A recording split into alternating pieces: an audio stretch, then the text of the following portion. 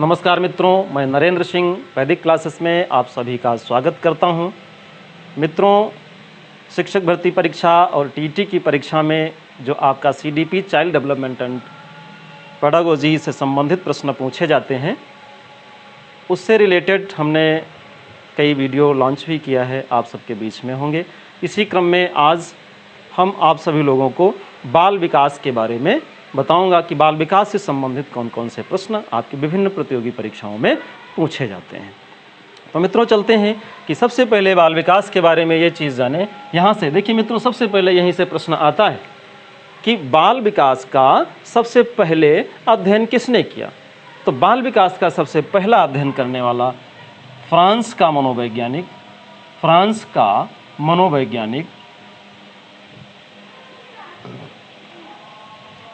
मनोवैज्ञानिक जिसका नाम था पिकार्ट महोदय।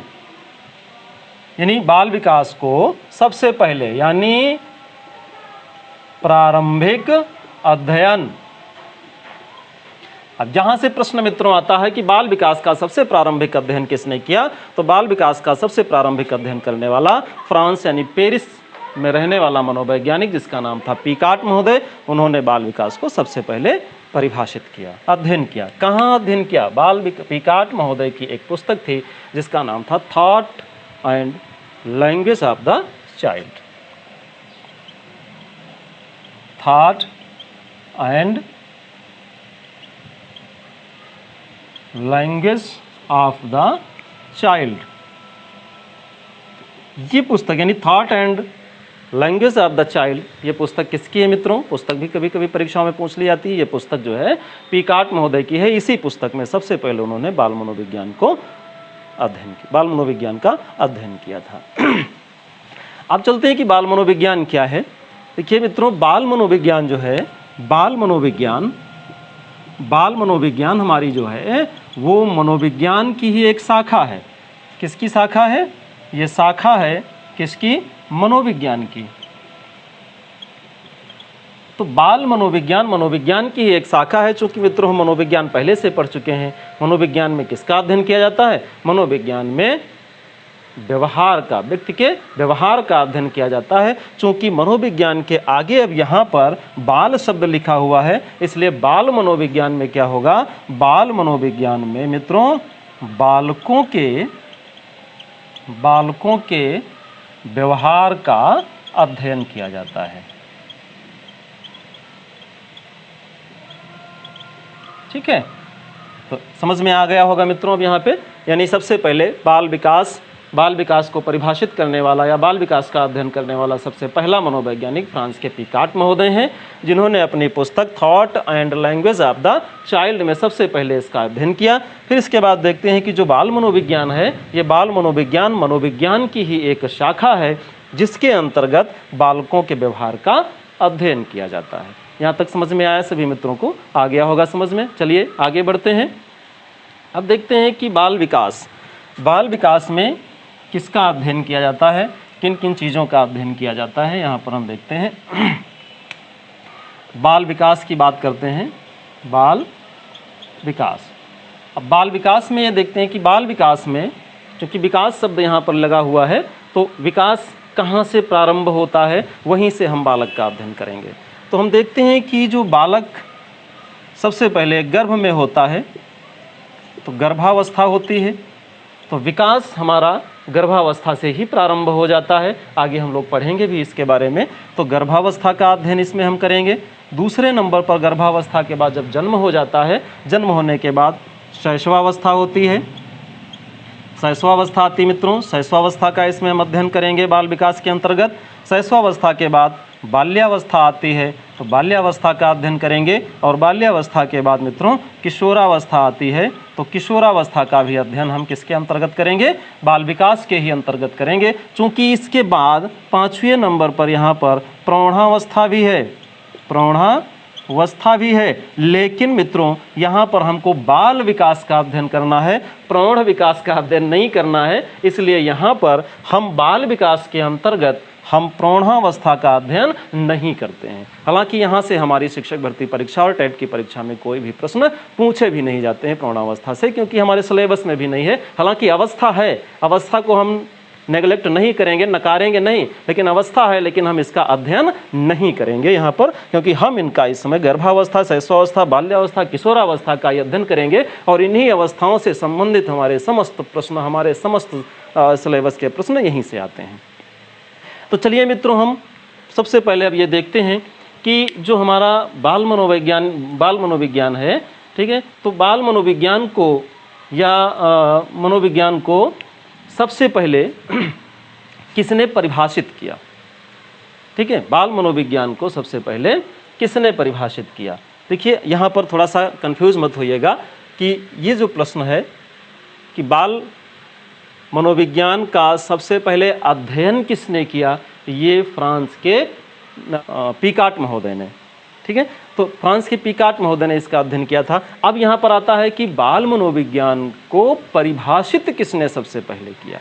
तो जब परिभाषित की बात आ जाती है तो यहाँ पर हमारा उत्तर चेंज हो जाएगा। यहाँ पर उत्तर हो जाएगा कि अमेरिका के प्रसिद्ध मनोवैज्ञानिक बर्क महोदय ने सबसे पहले बाल मनोविज्ञान को परिभाषित किया था।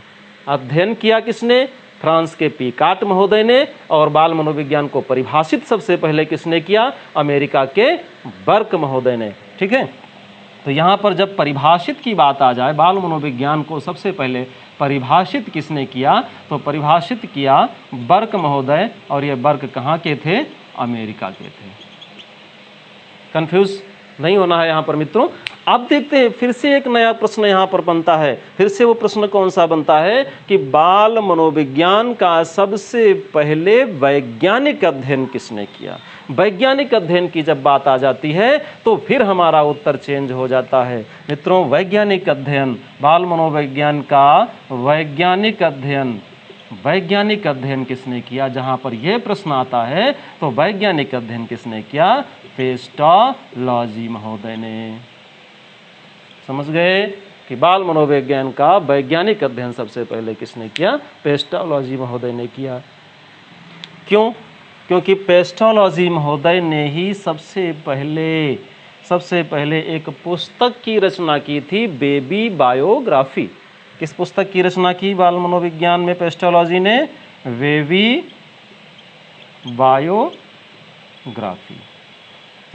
बायोग्राफी नामक पुस्तक की रचना की। और इसी पुस्तक में उन्होंने बाल मनोविज्ञान को वैज्ञानिक रूप से परिभाषित किया, वैज्ञानिक अध्ययन किया। वैज्ञानिक का मतलब है कि जहाँ पर प्रयोग जुड़ जाते हैं वहाँ पर वैज्ञानिकता जुड़ जाती है। तो यहाँ पर क्या हुआ कि इस बेबी बायोग्राफी में पेस्टोलॉजी ने अपने ही 3.5 वर्ष के पुत्र पर प्रयोग किया।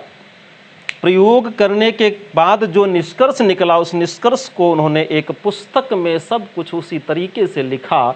और चूंकि प्रयोग के बाद निष्कर्ष निकला था, इसलिए यहाँ पर हम वैज्ञानिक अध्ययन की बात करेंगे कि पेस्टोलॉजी ने जो भी निष्कर्ष दिया मनोविज्ञान के बारे में, बाल मनोविज्ञान के बारे में, तो वो वैज्ञानिक अध्ययन था, प्रयोग के द्वारा सिद्ध किया हुआ था। तो इसलिए यहाँ पर पेस्टोलॉजी को बाल मनोविज्ञान का वैज्ञानिक अध्ययन करने वाला मानते हैं। अब देखते हैं कि जैसे जैसे इन सब चीज़ों को बाल मनोविज्ञान का विकास हुआ, ठीक है, बाल मनोविज्ञान के विकास के साथ साथ जो हमारी 20वीं सदी थी मित्रों, 20वीं सदी में सबसे ज़्यादा बालकों पर अध्ययन किया गया। जितने भी हमारे मनोवैज्ञानिक थे वो सब बालकों पर विशेष तौर से अध्ययन कर रहे थे। इसलिए 20वीं सदी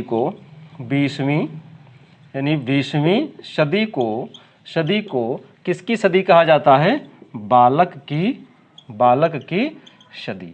ठीक, 20वीं सदी को बालक की सदी कहा जाता है। और ये 20वीं सदी को बालक की सदी कहा किसने मित्रों? इसको किसने कहा? क्रो महोदय ने। आपकी परीक्षा में पूछा गया प्रश्न है, टीटीक परीक्षा में पूछा गया था कि 20वीं सदी को बालक की सदी किसने कहा? किसने कहा मित्रों? क्रो ने 20वीं सदी को बालक की सदी कहा। अब चलिए चलते हैं अगर हम भारत की बात करें तो भारत में बाल मनोविज्ञान का अध्ययन कब से प्रारंभ माना जाता है, या कौन ऐसा मनोवैज्ञानिक था जो बाल मनोविज्ञान के अध्ययन को बढ़ावा देता है हमारे भारत में? तो मित्रों, भारत में बाल विकास का अध्ययन 1930 ईस्वी से माना जाता है। अगर हम भारत की बात करें मित्रों, तो भारत में बाल विकास का अध्ययन कब से माना जाता है? 1930 ईस्वी से माना जाता है। आपने नाम सुना होगा मित्रों, नाम सुना होगा भारतीय मनोवैज्ञानिक जिनका नाम था गिज्जू भाई बधेका। तो गिज्जू भाई बधेका महोदय ने भारत में बाल मनोविज्ञान की शुरुआत की, और ये बालकों से इतना प्रेम करते थे इसलिए बालक इनको मूंछों वाली माँ के नाम से जानते थे, मूंछों वाली माँ के नाम से पुकारते थे। अब चलते हैं कि बाल विकास को समझने से पहले मित्रों, यहाँ पर हम ये देखते हैं कि बाल विकास को समझने से पहले हमें वृद्धि और विकास में अंतर जरूर समझ लेना चाहिए, नहीं तो बाल विकास के अध्ययन को हम समझ नहीं पाएंगे। अक्सर करके ये देखा गया है कि वृद्धि और विकास को लोग एक दूसरे का पर्याय मानते हैं, वृद्धि और विकास को एक ही जैसा मानते हैं, लेकिन वृद्धि और विकास में अंतर देखने को मिलता है, काफ़ी इसमें अंतर होता है। तो उस अंतर को यहाँ पर हम सबसे पहले समझेंगे। और मित्रों, यहाँ से हमारी परीक्षाओं में काफ़ी प्रश्न भी पूछे गए हैं इससे पहले। तो चलिए, सबसे पहले बाल विकास के अंतर्गत हम वृद्धि और विकास की अवधारणा को सबसे पहले समझते हैं। वृद्धि और विकास की अवधारणा, ठीक है। तो यहाँ पर वृद्धि और विकास की अवधारणा के बारे में हम समझेंगे। तो सबसे पहले हम समझेंगे कि वृद्धि क्या है और विकास क्या है। तो वृद्धि और विकास को चूँकि थोड़ा सा हम एक डायग्राम से आपको समझाने का प्रयास करेंगे। वृद्धि और विकास कहाँ से चलते हैं, ठीक है। तो यहाँ पर हम देखते हैं कि एक सीधी लाइन ऐसे खींचते हैं। यहाँ पर बालक का जब भी अस्तित्व आता है, अर्थात गर्भाधान होता है, गर्भाधान के समय बालक का अस्तित्व गर्भ में आता है, और लगभग 9 माह यानी 280 दिन के समय काल में 280 दिन के समय काल तक वो गर्भ में रहता है, और गर्भ के बाद बालक का यहाँ पर क्या हो जाता है मित्रों? यहाँ पर जन्म हो जाता है। अब हम देखते हैं कि जो गर्भाधान होता है, तो गर्भाधान के बाद से ही यानी गर्भाधान के समय से ही वृद्धि और विकास की प्रक्रिया शुरू हो जाती है। पूछा गया प्रश्न आपकी टीटी की परीक्षा में कि विकास और वृद्धि या वृद्धि की प्रक्रिया या विकास की प्रक्रिया कब से शुरू होती है मित्रों? तो जन्म से नहीं, बल्कि जन्म से 9 माह पहले अर्थात गर्भाधान के समय से ही वृद्धि और विकास दोनों की प्रक्रिया शुरू हो जाती है, प्रारंभ हो जाती है, समय समय आगे बढ़ती रहती है। अब यहाँ पर ये देखने का मतलब ये है कि वृद्धि और विकास की प्रक्रिया यहाँ पर साथ साथ चलती है। कैसे चलती है? साथ साथ चलती है। बालक का जन्म होता है तब भी ये प्रक्रिया साथ साथ चलती रहती है। फिर हम देखते हैं कि एक निश्चित अवस्था को जब पार कर जाता है बालक, निश्चित अवस्था को पार करने का मतलब है कि जब वो 18 वर्ष या 21 वर्ष यानी 18 से 21 वर्ष की अवस्था को पार करने वाला होता है। मित्रों, 18-21 इसलिए लिख दिया गया कि बालिकाएं 18 वर्ष में ही परिपक्व हो जाती हैं और बालक जो होते हैं वो 21 वर्ष तक का समय लेते हैं। तो 18 से 21 वर्ष तक का जब यहाँ पार कर लेते हैं तो यहाँ एक ऐसी कंडीशन होती है कि जो वृद्धि होती है, वृद्धि रुक जाती है, वृद्धि स्टॉप हो जाती है, और इसके बाद जो विकास होता है ये विकास निरंतर चलता रहता है। और ये विकास निरंतर चलता रहता है, और कब तक चलता रहता है मित्रों? मृत्यु पर्यंत तक चलता रहता है। जब तक मानव की मृत्यु नहीं हो जाती तब तक विकास चलता रहता है। तो यहाँ पर हमें ये देखने को मिला कि जो विकास और वृद्धि की प्रक्रिया है वो गर्भाधान से शुरू होती है और ये साथ साथ चलती है, लेकिन एक निश्चित अवस्था के बाद, निश्चित अवस्था आपके सामने लिखी हुई है 18 वर्ष और 21 वर्ष, इस निश्चित अवस्था के बाद वृद्धि रुक जाती है और विकास कंटिन्यू चलता रहता है। विकास निरंतर चलने वाली एक प्रक्रिया बन जाती है।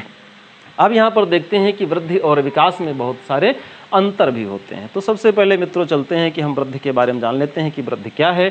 तो वृद्धि देखिए, गर्भधारण के समय भ्रूण बनने से लेकर जन्म लेने तक जो प्रगतिशील परिवर्तन होते हैं, ठीक है, और तथा प्रौढ़ावस्था तक व्यक्ति में जो स्वाभाविक परिवर्तन होते हैं, ये सभी परिवर्तन हमारे क्या होते हैं? ये सारे परिवर्तन जिनका कोई भी शिक्षण प्रशिक्षण पर कोई प्रभाव नहीं पड़ता। यानी यूँ कह सकते हैं कि वृद्धि पर शिक्षण और प्रशिक्षण का कोई प्रभाव नहीं पड़ता, ठीक है, वहाँ जबकि विकास पर जो है शिक्षण और प्रशिक्षण दोनों का प्रभाव पड़ता है। तो अब यहाँ पर हम वृद्धि और विकास को दोनों को हम इनके अंतर को समझ लेते हैं और फिर इसके बाद हम इसके आगे बताते हैं। तो यहाँ पर ये समझ में आ गया होगा मित्रों। अब चलते हैं कि वृद्धि और विकास में अंतर क्या है। वृद्धि और विकास में अंतर, तो यहाँ पर हम अंतर पढ़ेंगे। अंतर, तो अंतर हम सबसे पहले ये देखते हैं कि जो वृद्धि है, वृद्धि मापनीय है, इसको हम माप सकते हैं, वृद्धि मापनीय है। और जो विकास है, विकास को मापा नहीं जा सकता, मापा नहीं जा सकता, ये मापनीय नहीं है। वृद्धि की बात अगर हम करें तो वृद्धि क्या है, वृद्धि संख्यात्मक है, इसको संख्या में व्यक्त कर सकते हैं, वृद्धि संख्यात्मक है। लेकिन जो विकास है वो संख्यात्मक नहीं है, वो क्या है, गुणात्मक है। गुणात्मक मतलब मित्रों कि यहाँ पर हम देखते हैं कि जैसे मान लो हम चीनी लेते हैं, तो चीनी कितनी है हम बता सकते हैं कि 1 किलो है। लेकिन अगर कहें कि चीनी कितनी मीठी है तो हम ये नहीं बता सकते हैं कि कितने किलो मीठी है, कितने किलो लंबी है, कितने किलो मोटी है। तो जिसको हम माप नहीं सकते हैं, जिसकी सिर्फ अभिव्यक्ति अपने शरीर में कर सकते हैं, महसूस कर सकते हैं, वो विकास की श्रेणी में आते हैं। और जो मापनीय है, ठीक है, जिनको हम व्यक्त कर सकते हैं संख्या में, मात्रा में, तो वो वृद्धि के अंतर्गत आते हैं। अब हम देखते हैं तो जो वृद्धि है, ये वृद्धि जो है ये विकास का ही एक हिस्सा है, विकास का ही हिस्सा है, ठीक। और ये संकुचित होता है, संकुचित होता है। जबकि विकास क्या होता है, ये विस्तृत होता है। इसी के अंतर्गत वृद्धि आती है, इसी के अंतर्गत वृद्धि आती है। अब यहाँ पर समझने का मतलब यह है मित्रों कि जो विकास है वो एक विस्तृत एरिया होता है और उस विस्तृत एरिया के अंतर्गत ही वृद्धि का अस्तित्व होता है, वृद्धि होती है। वृद्धि में विकास निहित नहीं है, विकास में वृद्धि निहित है, ये हम जानने का प्रयास करते हैं। फिर हम चलते हैं, देखते हैं कि इसमें और भी तमाम सारे जो है अंतर पाए जाते हैं। जैसे कि जो लंबाई, चौड़ाई, भार आदि में जो वृद्धि होती है, अर्थात 4 नंबर पर देखते हैं, इसमें लंबाई, चौड़ाई, भार में वृद्धि। तो लंबाई, चौड़ाई, भार में जब वृद्धि की बात करते हैं तो ये वृद्धि की श्रेणी में आते हैं, क्योंकि ये शारीरिक होते हैं। लेकिन अगर शरीर से संबंधित अलग कोई चीज़ हो, जैसे सामाजिक है, नैतिक है, चारित्रिक है, इन सब के विकास की बात आए, अगर हम पक्ष की विकास करें, जो भी हमारे एस्पेक्ट्स होते हैं जिनमें हमारे शारीरिक के साथ साथ मानसिक, नैतिक, संवेगात्मक आते हैं, यानी शारीरिक के साथ साथ, शारीरिक के साथ साथ मानसिक, नैतिक, ठीक है, मानसिक, नैतिक और चारित्रिक आदि, इसमें जो है परिवर्तन की बात करते हैं तो वो विकास की श्रेणी में आते हैं। तो इस प्रकार हम मित्रों देखते हैं कि जो अभिवृद्धि का संबंध केवल संख्या या मात्रा से होता है, जबकि विकास का संबंध संख्या या गुणों से होता है, ठीक है। तो इस प्रकार हम देखते हैं कि वृद्धि और विकास में काफ़ी अंतर भी होता है। आप सब लोग समझ भी गए होंगे कि वृद्धि और विकास का मतलब है कि वृद्धि मापनीय है, विकास मापनीय नहीं है। वृद्धि संख्यात्मक है तो विकास गुणात्मक होता है। गुणात्मक का मतलब हम गुण जो होते हैं, जो उसके क्वालिटी होती हैं, उनके बारे में यहाँ पर चर्चा करते हैं। विकास का हिस्सा, जो विकास जो होता है, ये वृद्धि जो होती है विकास का ही एक हिस्सा होती है, ठीक है। और जबकि जो विकास होता है वो वृद्धि का हिस्सा नहीं होता है, वो स्वयं अपने आप में एक विस्तृत होता है। और वृद्धि जो होती है इसके अंतर्गत शारीरिक, लंबाई, चौड़ाई, भार में वृद्धि या परिवर्तन देखने को मिलती है, जबकि इसमें शरीर के साथ साथ में हम मानसिक, नैतिक या चारित्रिक बातों का भी अध्ययन करते हैं, ठीक है। अब देखते हैं मित्रों, एक छोटे से डायग्राम से हम इसको और समझ लेते हैं, इसको मिटा रहे हैं कि वृद्धि और विकास में और हम क्या चीज़ देखते हैं। हम ये देखते हैं कि जो हमारी प्रारंभिक अवस्था होती है मित्रों, जो हमारी प्रारंभिक अवस्था होती है, यानी जीवन का जो आरंभ होता है, तो आरंभ में इस तरीके से हम एक डायग्राम बना लेते हैं कि मान लो ये हमारी है आरंभिक अवस्था, आरंभिक अवस्था, तो आरंभिक अवस्था में ये देखते हैं कि आरंभिक अवस्था में हमारी वृद्धि विकास से थोड़ा सा ज़्यादा होती है, ठीक है, और विकास कम होता है। आरंभिक अवस्था की जब बात करते हैं तो देखते हैं कि वृद्धि ज़्यादा हो रही है और विकास कम हो रहा है। लेकिन एक अवस्था के बाद की बात करते हैं, जब अवस्था जो है अंतिम समय की बात जब हम करते हैं तो कई कंडीशन क्या हो जाती है मित्रों, यही कंडीशन ये हो जाती है, सॉरी ये कंडीशन ये हो जाती है कि जो वृद्धि होती है, वृद्धि कम हो जाती है और विकास की जो श्रेणी है वो अधिक हो जाती है। ये क्या है, बाद की अवस्था, बाद की अवस्था। तो इस प्रकार हम ये देखते हैं कि मित्रों जो हमारी प्रारंभिक अवस्था होती है, प्रारंभिक अवस्था में देखा जाता है कि जो शरीर की लंबाई, चौड़ाई, भार, शैशवावस्था में आप देखे होंगे कि शैशवावस्था में तो उसमें शारीरिक जो वृद्धि होती है वो अन्य अवस्थाओं की तुलना में बहुत तेज़ी से होती है।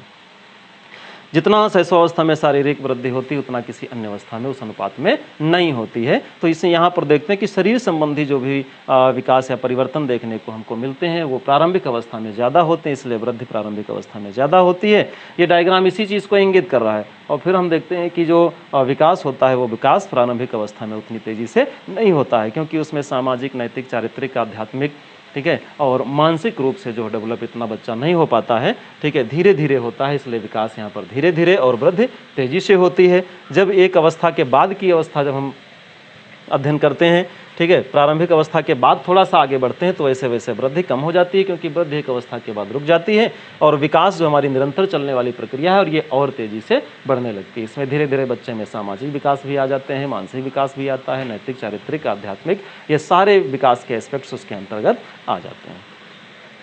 तो इस प्रकार मित्रों हम ये देखते हैं कि जो हमारी बाल मनोविज्ञान है, तो बाल मनोविज्ञान में हम लोग ये पढ़े हैं कि बाल मनोविज्ञान का सबसे प्रारंभिक अध्ययन फ्रांस के पेरिस के पिगाट महोदय ने सबसे पहले किया था, ठीक है, और फिर इसके बाद में जो है बाल मनोविज्ञान का जो अध्ययन किया गया बर्क महोदय ने सबसे पहले इसको परिभाषित किया और पेस्टोलॉजी महोदय ने इसका वैज्ञानिक अध्ययन किया बेबी बायोग्राफी में।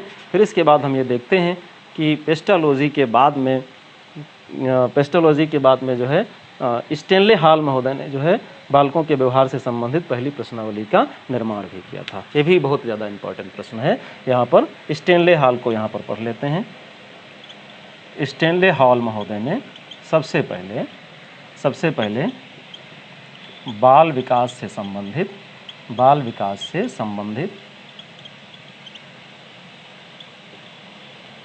पहली प्रश्नावली का निर्माण किया। पहली प्रश्नावली का निर्माण किया था। ये भी कई बार परीक्षा में पूछा गया। पहली प्रश्नावली का निर्माण किया था। और फिर हमें देखते हैं कि अगर सिर्फ प्रश्नावली का निर्माण पूछ लिया जाए कि मनोविज्ञान की पहली प्रश्नावली, ये बाल विकास ना पूछा जाए, अगर ये पूछ लिया जाए कि मनोविज्ञान की पहली प्रश्नावली का निर्माण किसने किया, तो मनोविज्ञान की पहली प्रश्नावली का निर्माण, मनोविज्ञान की प्रथम प्रश्नावली का निर्माण किसने किया मित्रों? प्रथम प्रश्नावली का निर्माण वुडवर्थ महोदय ने किया। वुडवर्थ महोदय ने किया। तो इस प्रकार से देखते हैं कि बाल विकास का अध्ययन हम लोग करते हैं। बाल विकास क्या है, बाल विकास को किसने सबसे पहले परिभाषित किया, बाल विकास में किसका अध्ययन किया जाता है, बाल विकास में किन अवस्थाओं का अध्ययन किया जाता है, ठीक है, और बाल विकास के अंतर्गत वृद्धि और विकास की अवधारणा क्या है, वृद्धि क्या है, विकास क्या है, इनके बीच अंतर क्या है, प्रारंभिक अवस्था में कौन आगे जाता है, बाद की अवस्था में कौन आगे जाता है, बाल विकास की प्रश्नावली या मनोविज्ञान की प्रश्नावली का निर्माण किसने किया। इस प्रकार से हम लोग एक एक करके जो है अपने आप से भी ऑब्जेक्टिव्स क्वेश्चंस बनाएंगे और उनको पढ़ने का पूरा प्रयास करेंगे, समझने का प्रयास करेंगे मित्रों। तो इस प्रकार से हम बाल विकास को पढ़े और इससे संबंधित जो भी प्रश्न आए उनको हम लोग एक एक करके चर्चा भी किए हैं। अब इसके आगे जो आपका जो है क्लास चलेगा मित्रों, इसके आगे का जो क्लास है वो हम आपको बताएंगे कि वृद्धि और विकास के प्रमुख सिद्धांत। तो ये आगे के वीडियो में आपको देखने को मिलेंगे। वृद्धि और विकास के प्रमुख सिद्धांतों पर चर्चा की जाएगी। तब तक के आप सभी लोग बने रहिए वैदिक क्लासेस के साथ। बहुत बहुत शुभकामनाएं। धन्यवाद।